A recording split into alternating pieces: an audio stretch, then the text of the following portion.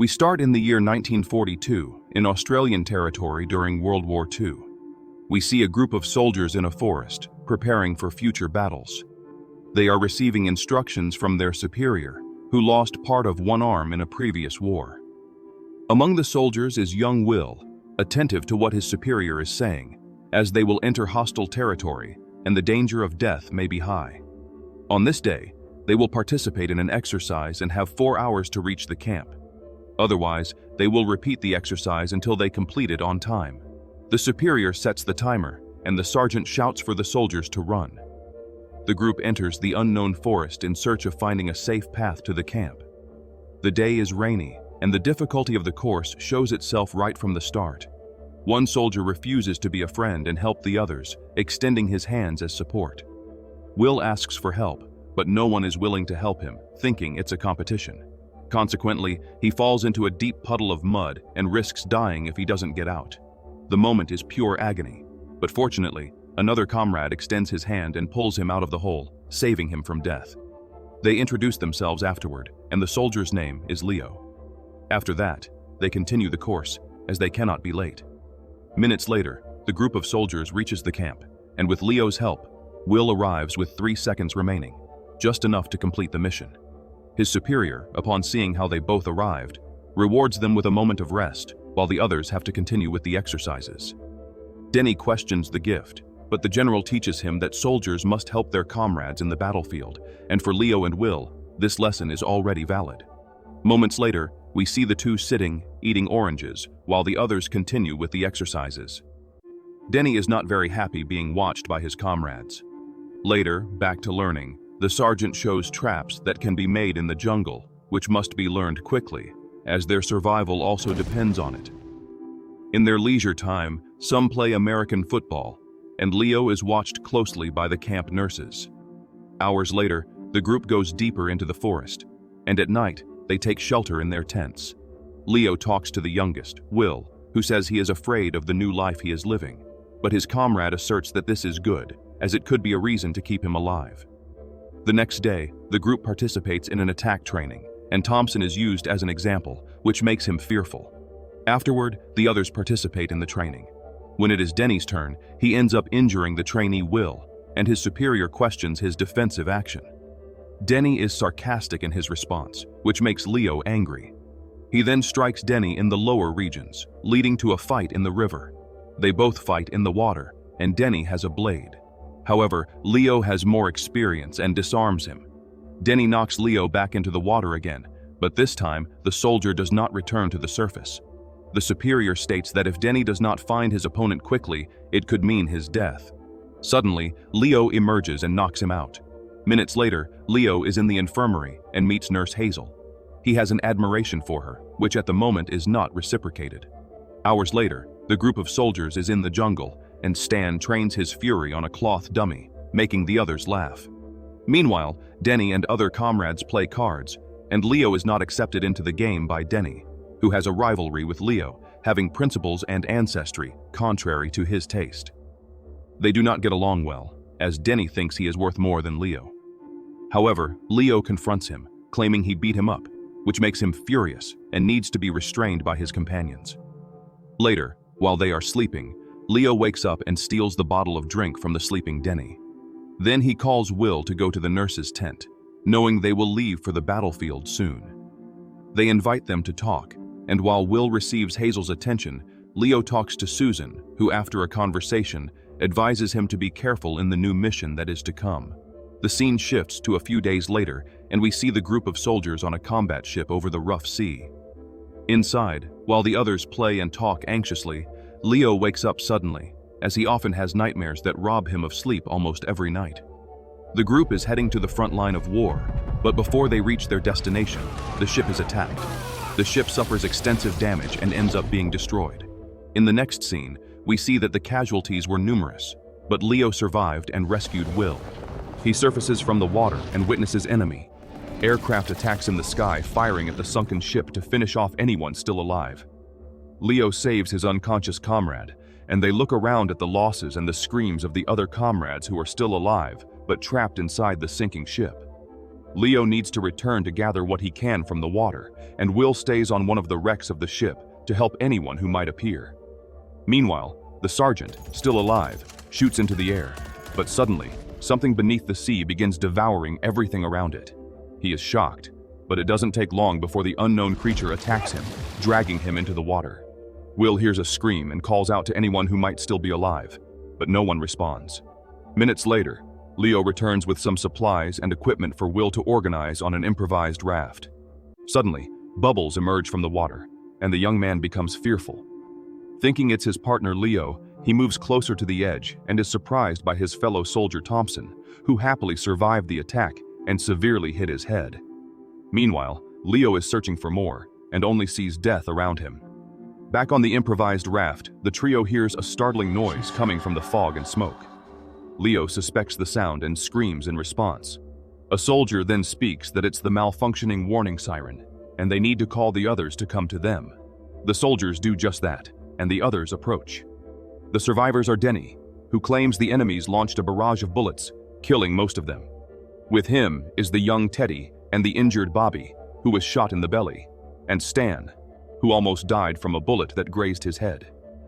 The group gathers to stay together, but Bobby, not believing that only they survived, activates the damaged siren. But his companions silence him, as it would attract enemies to them. Hours later, the group sees what remains of the supplies and weapons. Unfortunately, it is not much to save their lives. They talk among themselves, and Will, knowing a bit about where they are, says he thinks they are in the middle of Timor Sea, which could hinder searches. The worst scenario is the dense fog that extends over a large area, but it will dissipate in a few days, which will be good for the enemies as they will find them soon.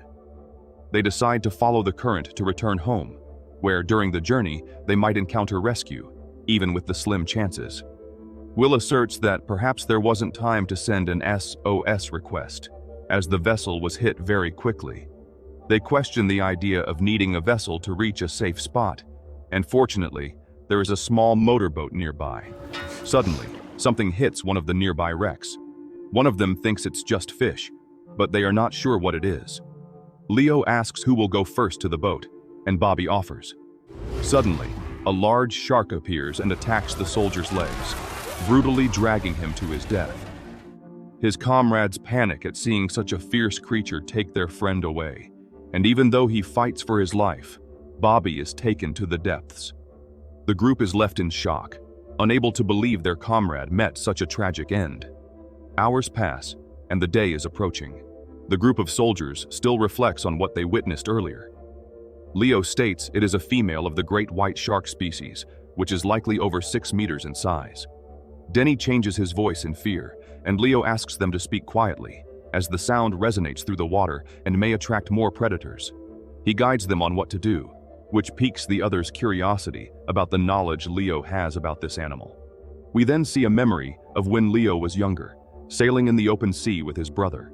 When they were diving, they suffered an attack from a great white shark, resulting in the boy's death.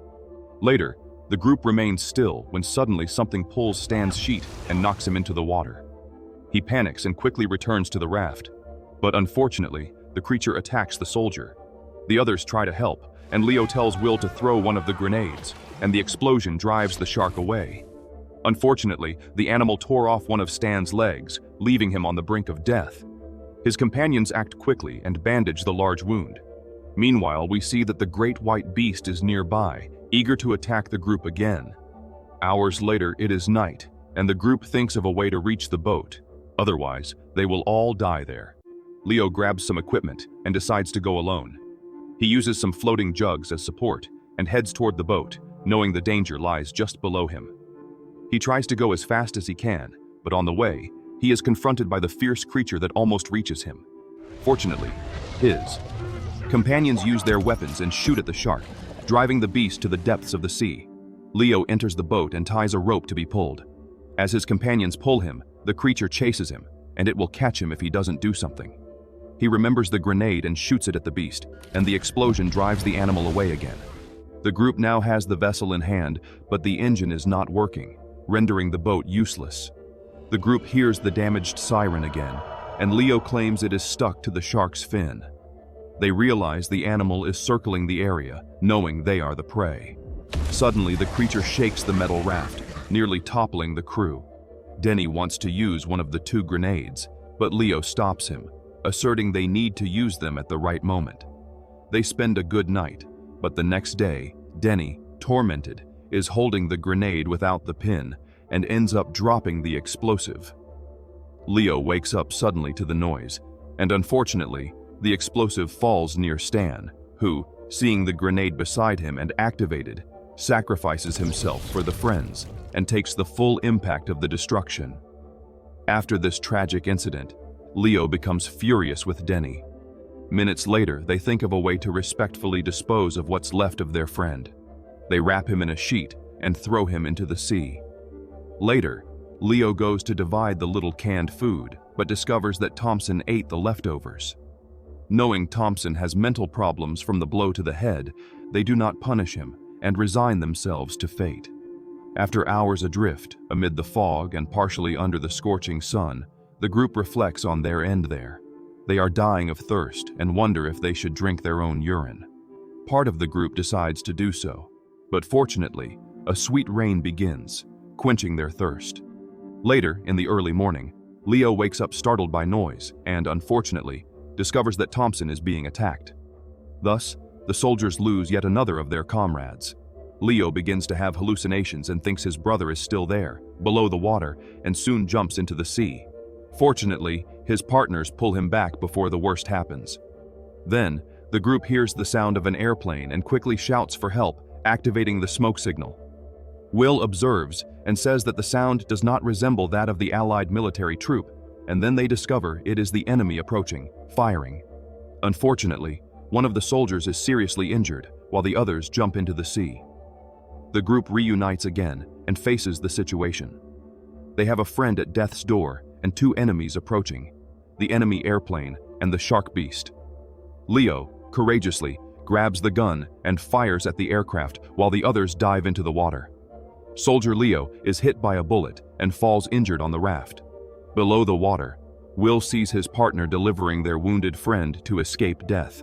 They then surface and return to the raft, realizing that Leo managed to hit the enemy, and the plane crashes into the sea. When Leo questions about the wounded friend, Will says that Denny pushed the soldier to the shark to save himself. This causes a fight between the two, and Will knocks Denny into the water. At that moment, the great shark is already waiting and attacks the young soldier. Fortunately, his comrades save him from death, but he has been seriously injured. Even with the disagreements among them, the group helps Denny, who, feeling awful, laments what he did and states that he is afraid of death. The two talk a bit about what they will do after they get out of there, when Will realizes someone is emerging through the fog. He stands up to look closely and discovers it is the enemy soldier holding his katana, positioning himself on the wing of the floating aircraft. Both Leo and Denny urge the young man to throw a grenade at the man, asserting that they are at war and no approach is friendly. However, Will says the other soldier is surrendering. Leo tells him to make a decision. Suddenly, the enemy soldier attacks them and initiates a battle with the duo. Will even tries, but he is weak. Leo, even injured, tries to strike his opponent, but the wounds make him a weak opponent. He is knocked down into the water, and the fierce creature slowly approaches them. The enemy tries to drown Will when, fortunately, the young man grabs one of the bombs on the wing and hits his opponent. In the confrontation, the bomb falls on the raft next to Denny. After the fight, soldiers Will and Leo face the enemy about to be defeated. The enemy is about to grab the grenade, but Denny, knowing he won't have a chance to fight and survive, grabs the man's legs and pulls the pin, sacrificing himself and defeating the enemy. Now, the two survivors head for the support boat before the shark catches up with them. A few minutes later, the fog has cleared, and they are now visible. However, it will take days to be found. Nevertheless, Will finds a toolbox adrift, and they can fix the engine, but Leo grabs the grenade and launches himself into the sea. He has some memories of his brother, until suddenly the great shark positions itself in front of him. Without fear, he pulls the pin from the grenade and forces the shark to attack him and devour his arm with the explosive. Seconds later, the grenade explodes, and the animal is destroyed in the blast. Will pulls Leo back to the surface and helps him with his severed arm. A few hours later, Will fixes the boat's engine, and they begin their return home.